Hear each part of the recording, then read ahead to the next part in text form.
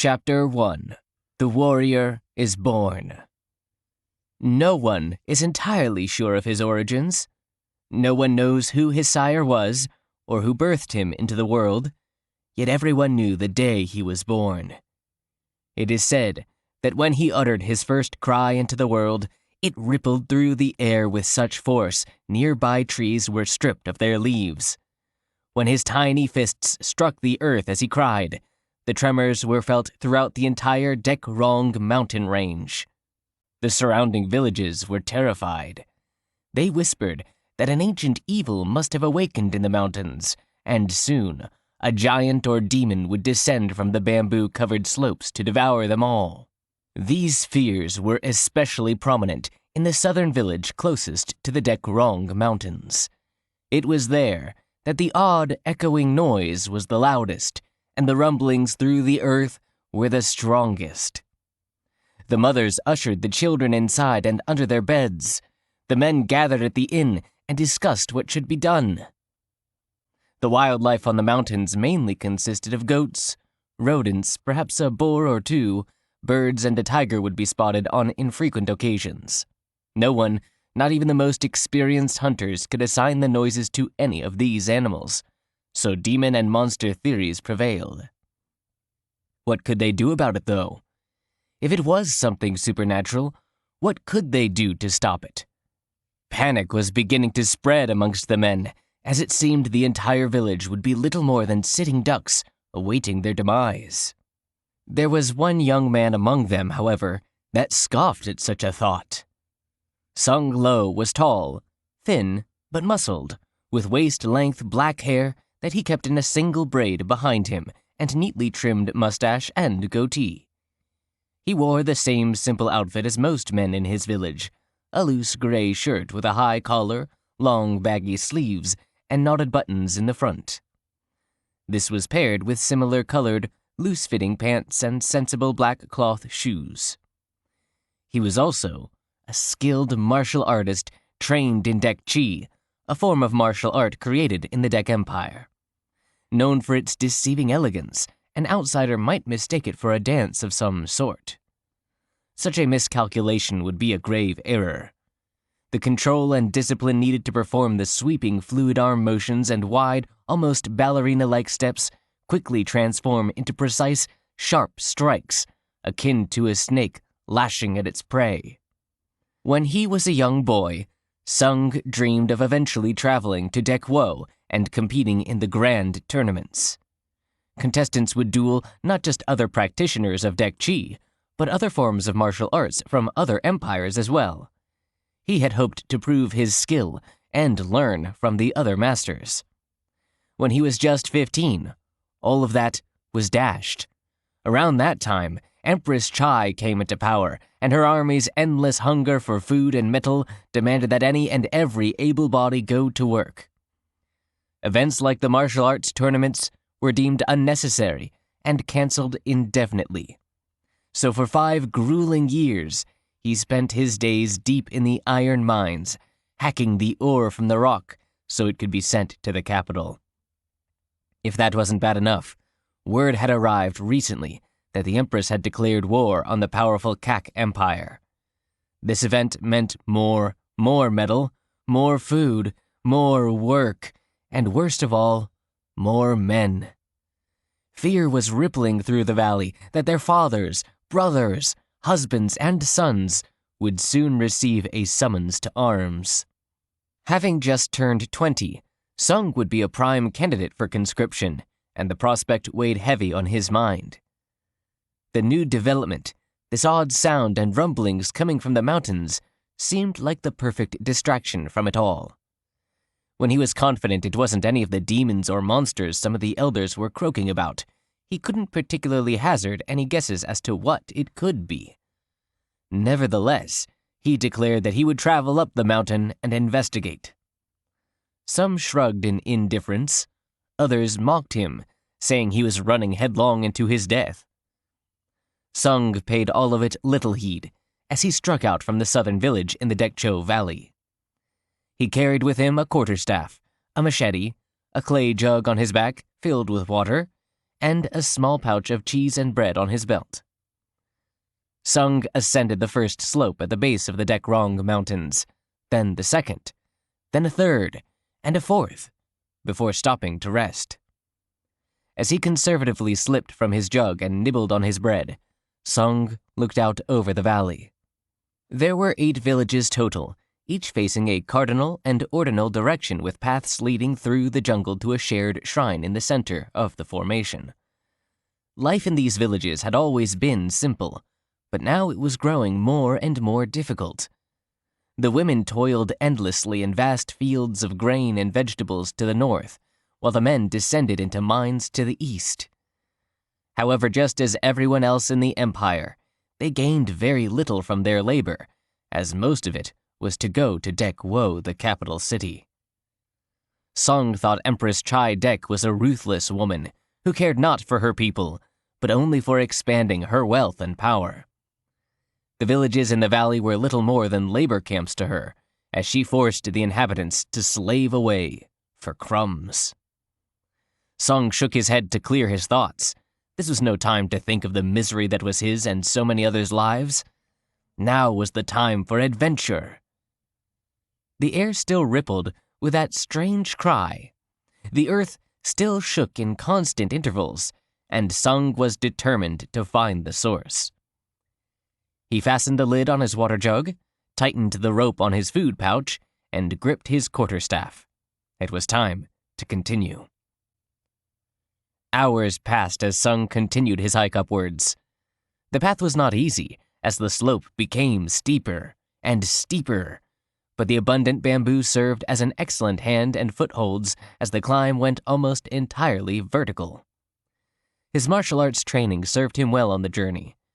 Not only did it make him physically fit and strong enough to make the arduous trip, but it made him light and dexterous enough to leap to and from the ledges and bamboo patches. As he stopped on one such shelf to catch his breath, Sung admired the view from what had to be hundreds, if not 1,000 feet up at this point. Silhouetted against the reddening sky in the west was Dek Wo, another grim reminder of reality. However, the view reminded Sung of something else that made him curse under his breath. The sun would be completely set in just under 2 hours, and he had forgotten to bring torches. His hike was now a race against the sunset as he leaped to the next foothold and quickened his pace up the side of the mountains. Going at breakneck pace with fading daylight more than halfway up the side of the mountain was foolhardy at best, downright idiotic at worst. One wrong move, and Sung would plummet all the way back down to his death. However, there was no way he could just lay on one of the thin ledges or wedge himself into some bamboo for the night either. Any stirring or shifting during his sleep could quickly deliver him to the same fate. No, he had to reach the top, or at least some sort of plateau before it was too late. Faster and faster, hand over fist, Sung climbed. Using the flexible bamboo as springboards, he threw himself upwards to the next spot. Sung leaped almost blindly at ledges he could only pray were there. The light was getting so dim that he could barely make out details in the rocky face of the mountains, forcing him to look for the faint shadows created by thin overhangs. Balancing on a clump of bamboo, he looked up. Much to Sung's dismay, he saw the stars starting to twinkle into view above him. However, he also saw that not too far above him, the rock face seemed to end. Was this the plateau he'd been praying for? Perhaps, but there was only one way to find out. The shaking and cries had been getting farther and farther apart as the day had waned, but they would still occasionally ripple out from somewhere that was getting closer and closer with every inch upwards. As the last sliver of blazing sun persisted just above the horizon, Sung assessed the way up. What he hoped was the edge of a plateau was about 15 feet directly above him, an ordinarily easy feat if he had a running start to work with, but no such luck in this situation. There was no more bamboo above him, and the only other foothold was what appeared to be a skinny ledge, barely jutting out enough to cast a shadow. It would have to do. Taking a deep breath to steady his shaking nerves, Sung mustered up his courage. He put one end of his quarterstaff against the cliff face above him, pushing against it and bending his knees so the bamboo began to bend. The flexible stalks gave, but only a little, before attempting to return to their original position. Sung steadily applied more pressure, bending the stalks more and more each time. He had to be careful. Too much force too quickly would snap the plants, which would be the end of Sung and his adventure. Even though he had done this dozens of times on the way up, this last one would be the most difficult and crucial, as he needs the bamboo's springing force to take him much farther up than the previous times. When he didn't dare to tax the plants anymore, Sung quickly removed his quarterstaff from the rocks, releasing the pressure and force built up in the bamboo. As it rapidly sprang back, Sung pushed off, using the momentum to propel himself upwards towards that thin ledge. His left foot found purchase, but as the rest of the body and the accompanying weight followed, Sung's foot shifted and began to skid. The ledge turned out to be more of a large bump with a rounded edge, and Sung was slipping off it. In a mad scramble, Sung brought his other foot up and tried to push off the outcropping in a jump upwards, but there was just not enough leverage for a proper jump. He was going to be short. He was going to fall. Thinking quickly, Sung tried his last option. With all his might, he thrust his quarterstaff towards the rock face. If it found even the slightest purchase, he could vault himself up and over the edge of the plateau to salvation. If the end of the quarterstaff bounced, it was all over. At the moment of impact, the tremors struck again. Whether the shaking weakened the stone or merely occurred coincidentally, Sung would never know, but at that moment, he didn't care as the end of his quarterstaff pierced the cliff face. He flung himself upwards and tumbled unceremoniously onto the grassy, but thankfully flat, ground. Sung jumped to his feet, letting out a victorious whoop. He turned to face the west horizon, to see the last few rays of sunshine give way to glimmering starlight. The hardest part was done. Time to find the source of the cries and tremors. As if in agreeance with his thoughts, they rang out and rumbled once more. The plateau was not quite at the very peak of the Dekrong Mountains, but it was relatively close. However, it was rather large and held on to a thick jungle. Somewhere in there was the source. Part of Sung wanted to rest here, in the grassy clearing for the night. He had no way of knowing what sort of obstacles or hazards awaited him in the dark. But as the sounds and shakes came once again, something in him told him this could not wait. He had to find the source, and it must be found tonight. Sung carefully retrieved his quarterstaff from the cliff face and took a brief break to drink and eat. Feeling refreshed, Sung gathered his things. During his break, he spotted enough dry grass and some suitable striking rocks to create a torch from bamboo stalk. Now, equipped with a light source, he struck out fearlessly into the jungle. The flora was thick, with bushes the height of his waist clogging the ground, and the trees packed themselves tight and close. Any spare patch of land was taken up by more bamboo, stubbornly growing between the roots of other plants like a defiant weed.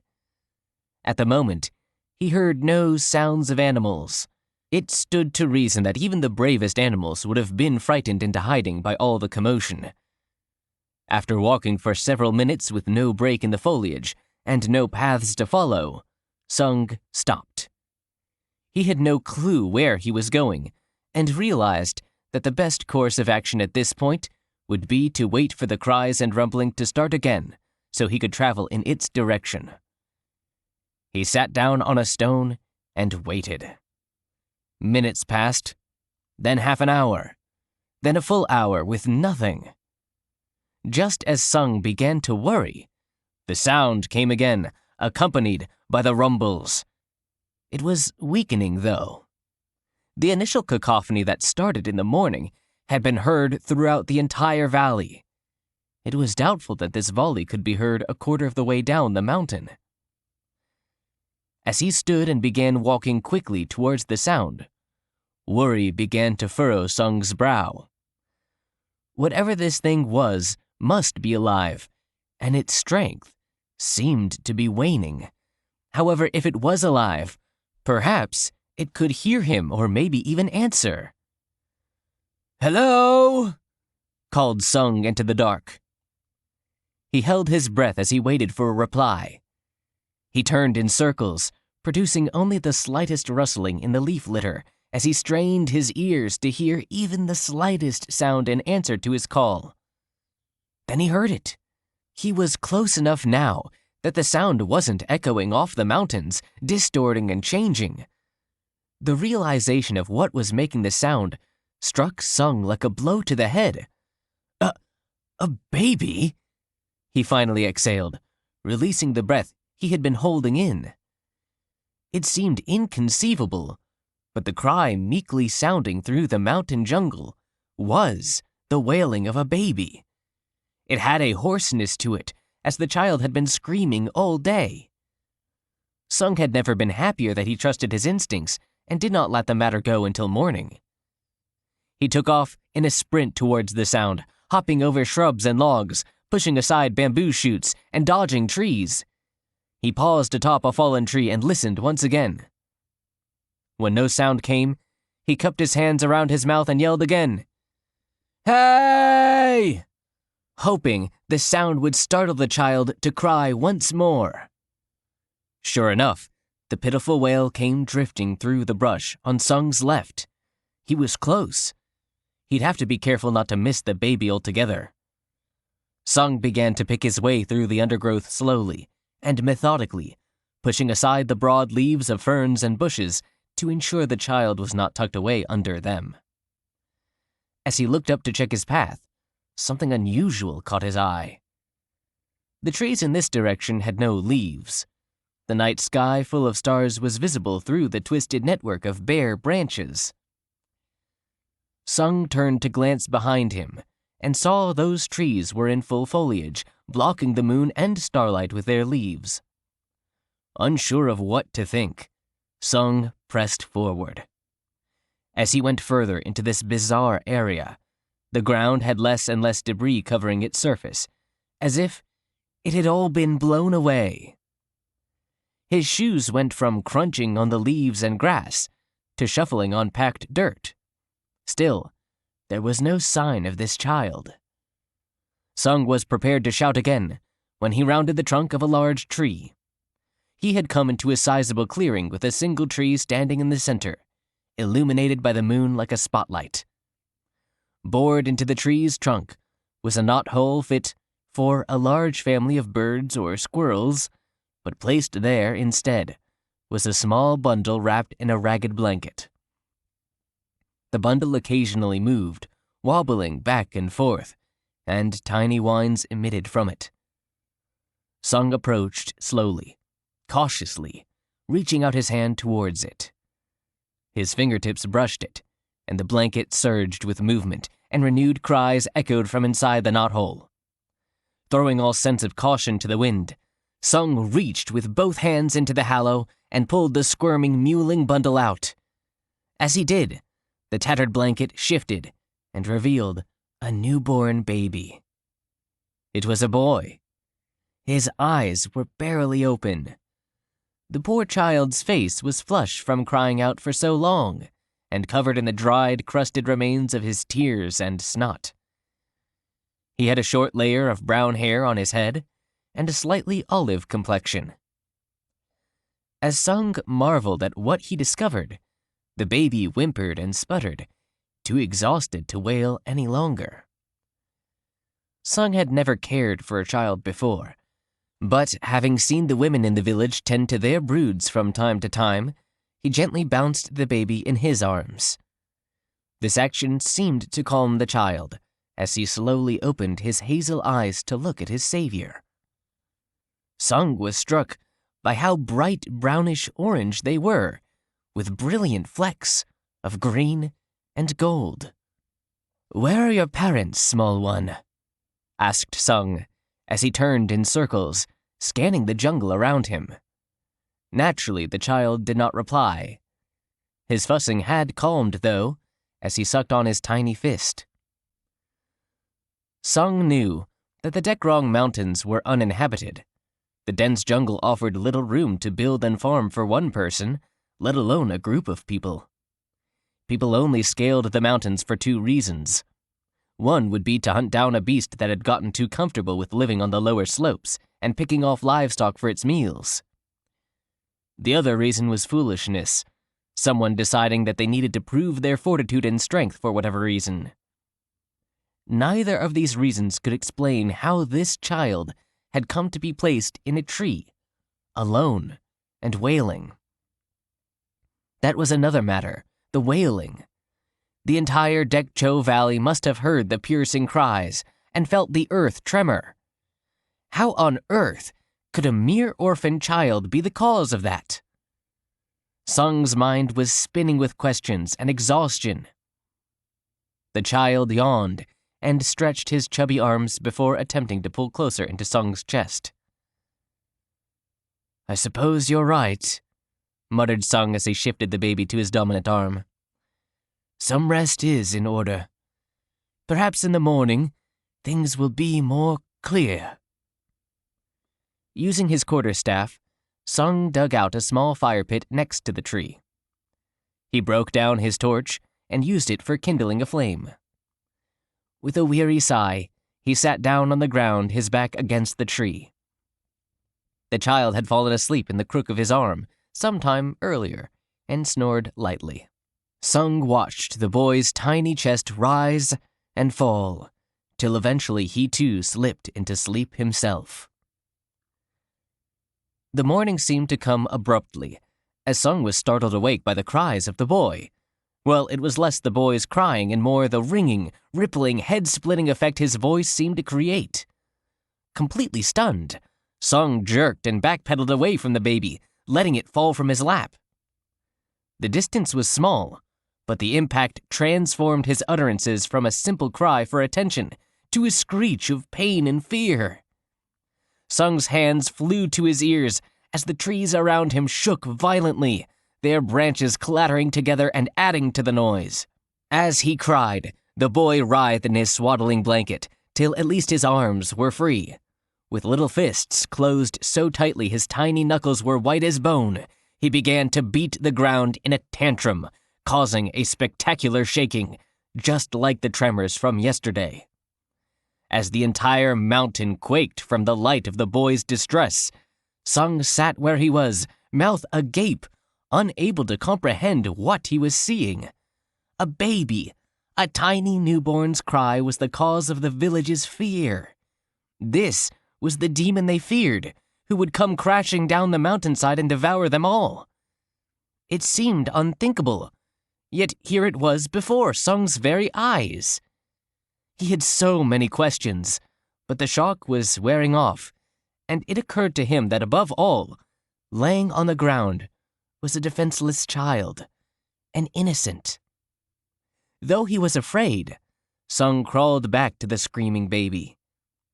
He carefully scooped it back up and began to bounce it as he had the night before. It took a minute or two, but at last, the baby quieted, looking up at Sung with tear-filled eyes and a glistening stream of mucus running from his nose. Sung wiped the child's face with the blanket, and it giggled slightly as the fibers tickled its nose. The child's stomach rumbled, and he looked up at Sung expectantly. As he sat cross-legged with the baby on his lap, Sung soaked little chunks of his bread in water before gently feeding it to the child. "What am I going to do with you?" Sung asked the boy as he fed him. "I could take you back to the village, but would they accept you? We barely have enough food to feed ourselves, let alone one more. Not to mention the first time they hear you cry, who knows how they may react?" The baby merely blinked as he gummed the soggy bread chunks. "I don't know how to raise a child. How would I know if I'm caring for you properly?" Sung sighed as he slumped against the lone tree in the clearing. "But what do I have to look forward to if I go back? If I'm not conscripted into the Empress's army, then I'll spend the rest of my life slaving in the iron mines." He looked down at the baby boy in his arms with sadness. "And the same fate will be awaiting for you as soon as you're old enough to lift a pickaxe." As Sung looked into the shining eyes of the boy, he saw the hope and innocence he used to have. He saw a potential for good, for something greater. Sung saw the future in that little boy's eyes. "No," said Sung after a moment. "We are not going back. I will not have your light extinguished as mine and so many others have been. Somehow, some way, I will care for you." The boy, who was now chewing on his fingers, smiled at Sung and cooed. Sung smiled back as he stood. "Now, small one, let us begin to make this mountain a home." He looked around the clearing and nodded. "I think this spot you made will make for an excellent start." Sung placed the boy back into the small hollow in the tree and unsheathed his machete. He went to work, chopping down the clumps of bamboo and stacking the poles in the clearing. Hiding amongst a bamboo cluster was a large berry bush, loaded with ripe, glistening fruit. After examining them and making sure the berries were edible, Sung eagerly picked enough to fill his food pouch and returned to the tree. As he shared some of the berries with the boy, he looked up at the cloudy sky. "I'd better hurry up on our shelter, small one. It looks as if a storm is coming," remarked Sung to the baby as he wiped berry juice on his pants. Sung drove bamboo poles into the ground in a roughly square formation, leaving a gap in the front for entry. Then, using the machete, he hacked notches into several of the poles, forming the walls and some of his stockpiles. These were then fitted together to create a platform slightly raised off the ground.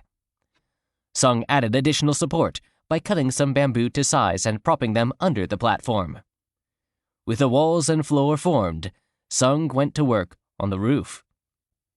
Using the same notch system, he fitted more bamboo poles together to form a slanted roof. Lastly, to ensure the ceiling or walls didn't leak, he stuffed the cracks full of leaves from the tops of the bamboo.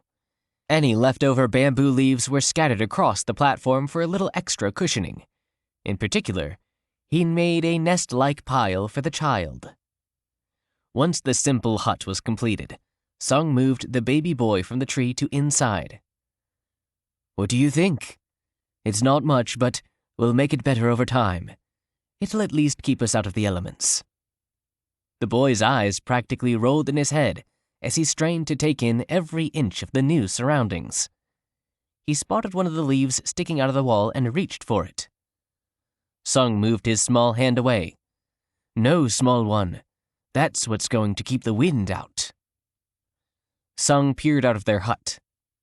The sun was beginning to set in the west, and the clouds were beginning to turn a dark gray.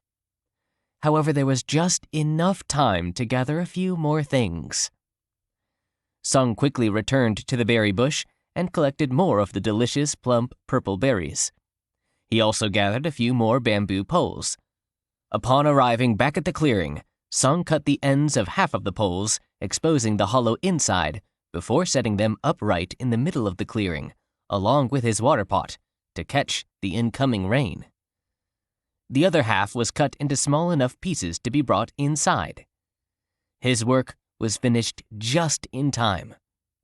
There was a flash of lightning, a rumble of thunder, and then the rain began to pour. Sung began to weave the thin strips of bamboo together as the baby cooed softly. He smiled and propped the infant up so he could see outside. They watched the rain fall from their shelter together. Their new lives had begun.